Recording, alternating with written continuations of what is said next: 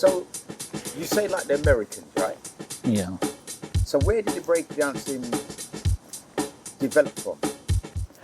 You know, And started originally? you know, as a see, it is a very delicate subject there, but one of the, I say one of the branches is the Brazilians, the capoeira, but we only found out capoeira in the early 90s when breaking was started to fizzle out. But as you know, capoeira was going throughout the years in the slavery days. So I think capoeira, it started from capoeira. I come up with the name when the first film out of Star Wars, that was like late 80s, must be like 78. When they came up to the scene where Obi-Wan Kenobi is explaining about the Force and then the Jedis, and I was just there, young, impressionable youth, just getting into Kung Fu. And it was just an explosion. My mind said to me, I have to use that name one day. And this is 1978. And when the time came along and B-Boy hit me when I saw a Time Out magazine with New York City Breakers on the cover, I just knew straight away that was the name of the crew. It took about a few months really, because I always had rhythm. I always liked kind of dancing anyways.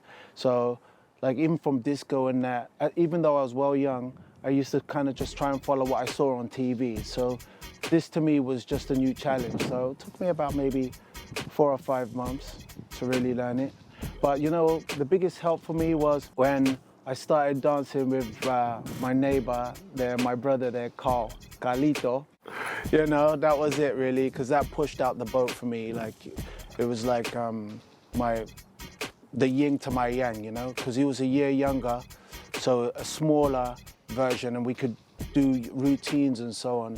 And it was because of us two getting together that led me to move on and create the Street Rockers, which was our generation's version of Jedi's crew back then.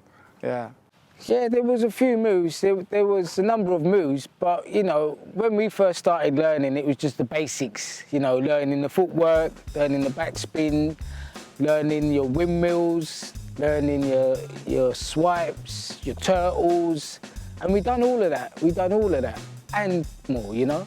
Not that long, you know, because as I say, we were quite flexible, we were quite acrobatic, you know, doing things like single leg sweeps, forward somersault, back flips and stuff like that. We just incorporated it into what we knew, and then the actual B-boy moves, you know, they kind of came kind of easier, but it was just the placement of hands. You had to be more technical. Plus you had videos you could look at anyway.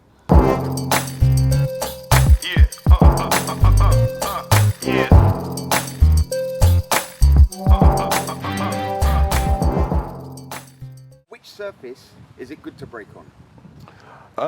I'd say like marble stone, you know, even though it's very hard and very thing. I mean, if you know how to break marble stone, you could do a really good backspin, head spins, hand spins. It's good for spinning, the marble stone floor. But then we used to just chuck down lino, have a little polish of it, and you know what I mean, get it so we could spin easily. It's more slippery, you know, on the floor. But yeah, we used to get lino, sometimes cardboard even, going back in the day, because it was like more cushiony, is more of a protective feel to the cardboard, but it wouldn't stay on the floor. We'd kick it up and all that, the wind will blow and stuff. So the lino with a few blocks of bricks or whatever at the corners will keep it down, and yeah, we was away. We had two services. We used to rummage around for bloody cardboard. But the thing about it, now cardboard was good, but the thing about it, in our days, all of us had Jericho, yeah? All of us had Jericho. So when we're breaking on the cardboard, it would get sort of like damp, and it sort of like be a bit rough. Do you know what I mean? But then eventually, as we sort of like progressed, we would used to do a couple of shows here and there and get paid. We'd used to like put that money and get ourselves a nice piece of lino. So we'd sort of like walk around, all 7 of us, walking around with the lino on our shoulder, finding a nice flat pace to sort of like do some moves, you know what I mean? But yeah, lino and cardboard was the thing, man. Man, I was too heavy to break. I could lift myself up, but I don't know, I couldn't get it right. So I done my little thing, but I was more into body popping, really. But once we made the crew, Street Rockers, we started getting loads of people like Orville and gosh, so many of them. And they were great breakers. They really could do some amazing stuff, you know? And yeah, the kind of surfaces that would be used would be, we used to get ourselves bits of lino and dance on that. But we more enjoyed to try and get inside community centres. That's where we would do our thing, hire out a room and just do our thing in a community centre. Well, you know, if you, yeah. Hey. See, You remember the ideal surface was up there? yeah, that's right. You remember up there, up the with Woodgreen green? Shopping Centre. Yeah. On the Higher platform. That's right. The round thing. Yeah, That was all kind of that- like that- more kind of like a not. I could say practice and kind of like a battle zone. Yeah. Someone who's doing something out there in an exposure in High Street, it's calling for a battle really, because no man would want to hit there and practice really. But you know, because we was feeling good at what we was doing. That's why we was practicing and calling. You know what I mean? And no one would. Just outside. But the home was down Uplands Road in the garages, because the garages was ideal. That was our playing ground. You know what I mean? Everything went down in the garages. From bikes, wheelies, the whole lot of that. You know what I mean? So it's all about action, and it was the garages. This is where we trained, man. You know what I mean? Our first thing was cardboard. Paul knows that. Yeah. Cardboard was the first, and then we started getting at linos, because certain things we couldn't do on cardboards, right, that we could do on lino. Because if we started drilling backspins on cardboards, too much drills are fading the cardboard. And you don't get that on linos and all that. But you know, cardboard, lino, it don't matter. Once you're really, really good, you can adjust to the medium anyhow you want. Right. And if you're super bad, you can even do it on the grass. You know what I mean? There's certain things you can do on certain surfaces, certain things you can't do on certain surfaces. You learn that. Yeah. You know, but yeah. That along the way, man. Yeah, man. That's how we learn. Well, back in the late 80s and back in the 90s when it started to develop, we used to do cardboard, and we used to try and break out in the streets with the cardboards. But it wasn't very secure, because if we knew about duct tape to tape around the edges so it stops the cardboard from moving around. But we wasn't that clever, or we wasn't that advanced. All we wanted to do is dance. But that was the easiest way to practice 24/7 outside if it's a good day. The cardboard, and we're good to go. Any surface, right? No, right. It's not any surface, right? Each surface gives you a different kind of movement, a different flow, right? And then, like for me, like I've been teaching a bit now, right? So the best thing I would say, I know a lot of people, is cardboard to start off with, right? Because it's a little bit padded and it's got a nice little spin. If you've got the right tracksuit on, right, you're not going against friction, right? When you first start, you need something like that. And then afterwards, any surface becomes a playground. It's like a new thing, because each surface gives you different moves, different ideas, you know, and limits you as well, which is good sometimes, because then you have to come out with something else. So I wouldn't say any floor, but for me, I'd like a nice shiny floor any day. Lino was our favourite, because, you know, we'd take it around with us everywhere. Anywhere we found a nice area to break, we'd throw the lino down and just get on with it. And also like a marble floor, good nice polished marble floor, or a nice polished hall floor. Yeah, they're good surfaces. I found wooden floors. And there's another story to the wooden floors. Lino was a good surface. Those were the two main surfaces. And what's the story about the wooden floors? Well, where I am now in the salsa, it's got to be a wooden floor, polished as well. He said about hard rock breakers. Yeah. So who were hard rock breakers? That was us for a short while because I know things were progressing, and I thought, me personally, I thought the Jedi name seemed a bit childish at a certain time. So I thought we should go for a different name change, make it something sound a bit stronger and more aggressive. So I come up with the name Hard Rock Breakers. But then after a while I thought, why should we change something that's going to connect us and that's always going to be in somebody's psyche? When they see the films, they're always going to remember us lot, you know? So I said we should change it back. It's true.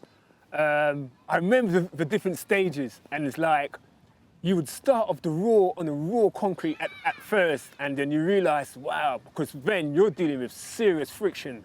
You can't get more friction than that, and pain, serious. Shoulders, because hips. any real breaker, if they're keeping it real and they're telling you when they first started, any real breaker would have definitely gone through it, especially learning backspin and windmills.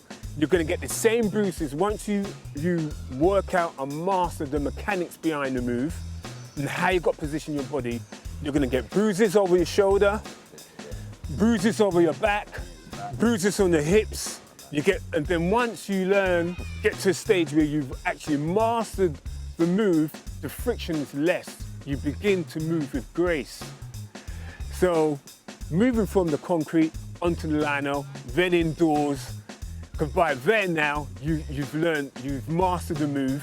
You can then break on any surface, even on a concrete, and still be refined, still move gracefully at that stage. But getting to that stage, you would have been going through the conditioning, you would have gone through the bruises and the pain. So if I could choose one surface, it would probably be a gloss wooden floor, like if you like a dance studio, because what it is, those floors are designed to give, and at the same time, they're quite shiny. But like Warren was saying, if you've got the right top on as well, that helps. You've got a gloss tracksuit top, that helps because it's less friction on the floor as well.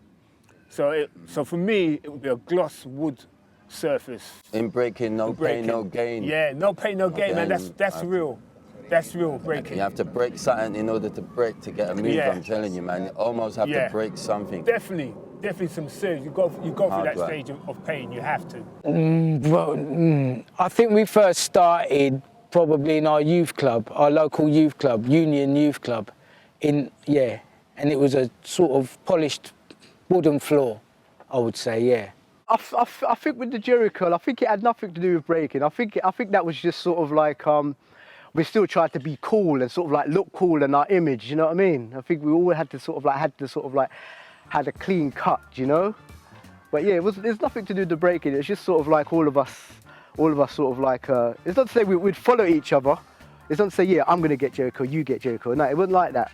I decided, yeah, I'll get Jericho, then my brother got Jericho, and you know. It was a developing time. Being out in the streets, doing a very athletic sports type of feeling. It gave us the freedom to express ourselves. That was the whole. I think that was the whole agenda at the time. We was out of our parents' house, and we was doing something to express ourselves. Depends on you as a person, you know, how you feel. You know, the original B-boys back in New York, a lot of them didn't have cardboard. They would just look for the smoothest surface of concrete, and mainly, you know, they were mainly dealing with top rock and footwork. There wasn't a lot of back spins and windmills and so, you know, doing footwork. It's just your hands really and your feet are gonna be touching the ground. Right. Our crew was called the Jedi's crew. And how many of us was in there? About 8? There was John Bramble, Flexi, Anthony, Calvin, his brother Randolph, Ansel Clark, Paul Barnwell, me, and Franklin. There was 8 of us.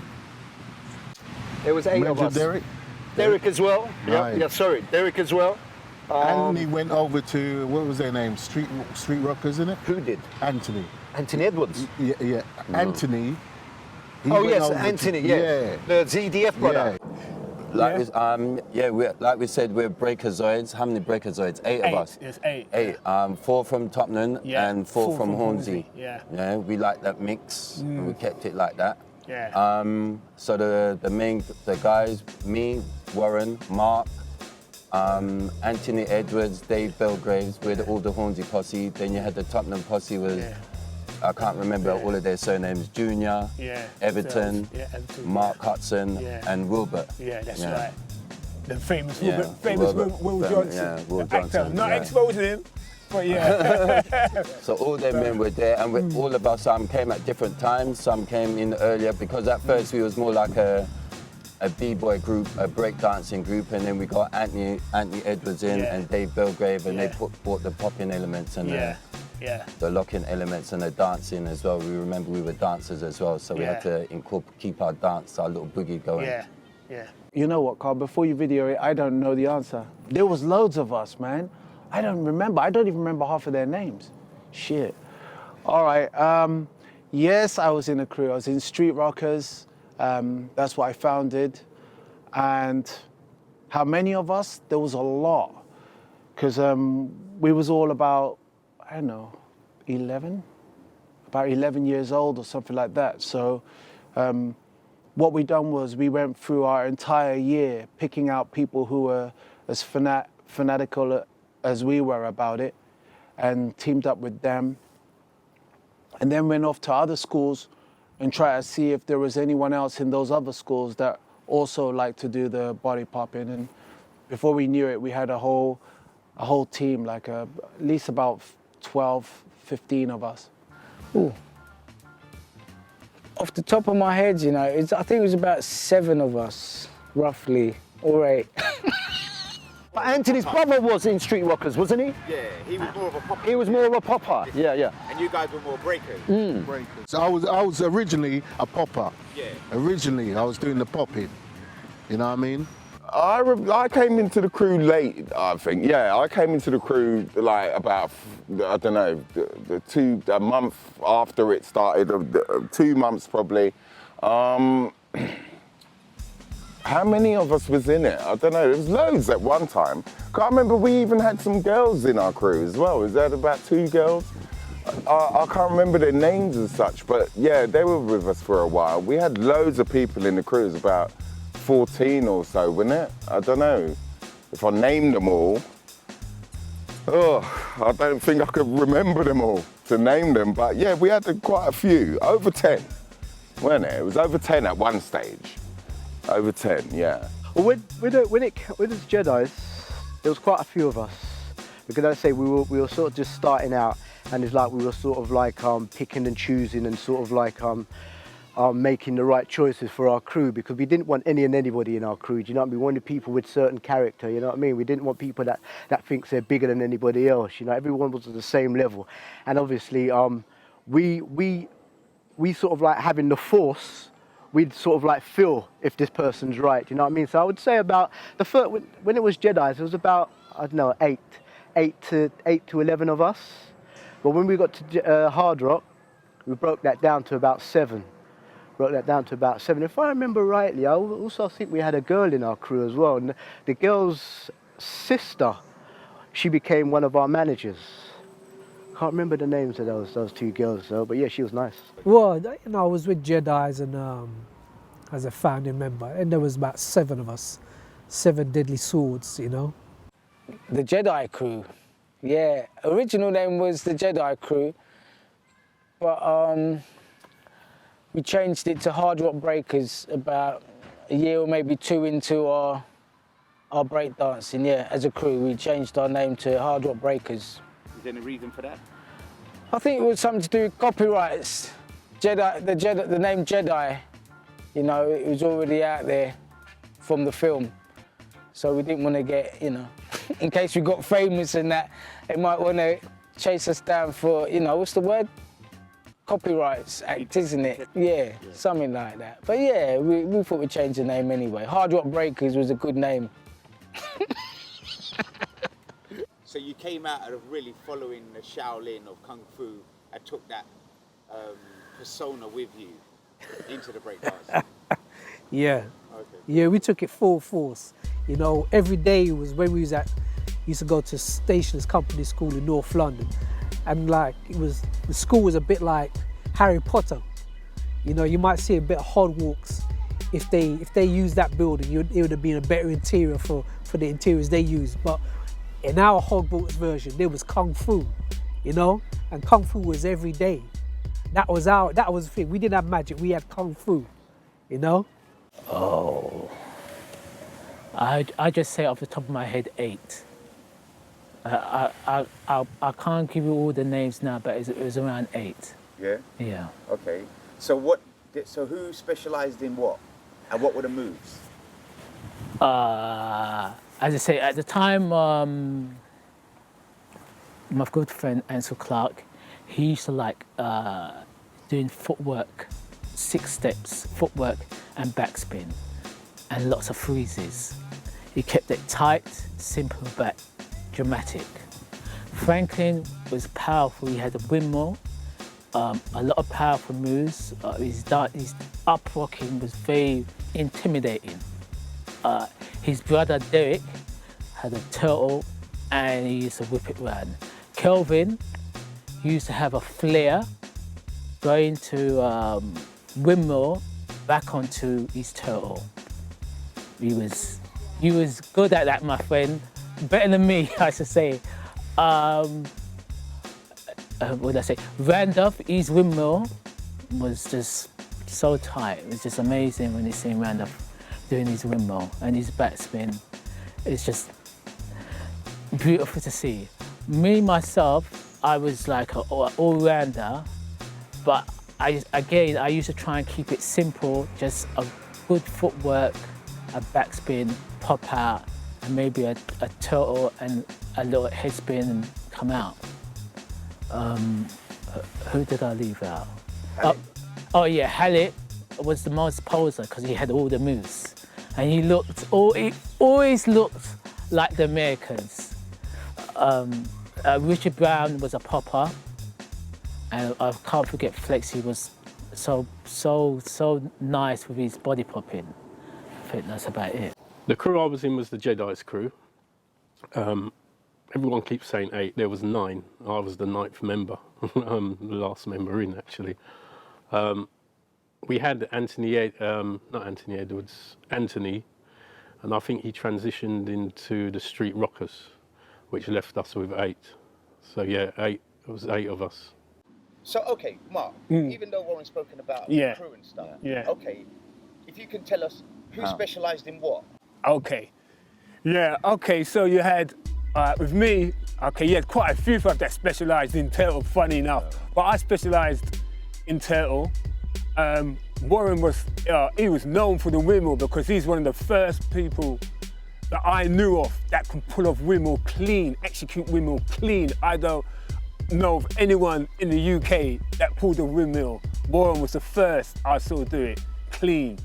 Then you have, you had Everton, who also liked, he was a turtle man. Everton had a lot of power. He's one of the top brothers from Tottenham. He had a lot of power. The only thing Everton lacked was controlling his power. But he had a lot of strength when he did turtle. Junior, again, another turtle man. Tom Farm, he was the one, he was, if you like, the brainchild behind the Breakazoid. He's the one that brought off the moves and shoulders, the early videos. He brought us the outfits. He came with the tops from America. He's USA all the way, Tony. Tony didn't really have a speciality, but he preferred the footwork. So we had quite a few people involved in Turtle. Although Junior also had windmills down pretty good as well, but Warren was the top of the windmills. Well, and the hand spins, Warren was the top of the hand spins. We all learned the hand spins, but Warren again, top of the hand spins, man. So that was it. I don't know if Warren... Swipes as well, swipes. Yeah, Me and you love a swipe. The thing is, remember, Crazy Legs was known as the footwork and the swipe man. Swipes, yeah. And that heavily, both those moves heavily influenced us. I like my footwork and my swipes as well. Yeah. And it's like people with that kind of, that long, slim build, that kind of have that, when it comes to like swipes and that footwork, agility in it, that agility, yeah. it shows Suppleness. more. It shows more. It shows when you're doing swipes, it does show. So we really had the leg swipes down, the one leg swipes, the two leg swipes. Yeah, we mastered those down to a T. Cross leg swipes, yeah. And like we said, Anthony and Dave were like the poppers and that. Yeah. So, yeah, that's right, yeah. But everyone did a little bit of everything, tried to anyway, because like we said, we were building up the crew as well, you know. So, and each time as well, we saw like new videos, it inspired you as well, opened the possibilities as well to like more moves as well, what you can do as well. So it was all a learning progress. But everyone was specialised. That's why you need a crew as well, innit?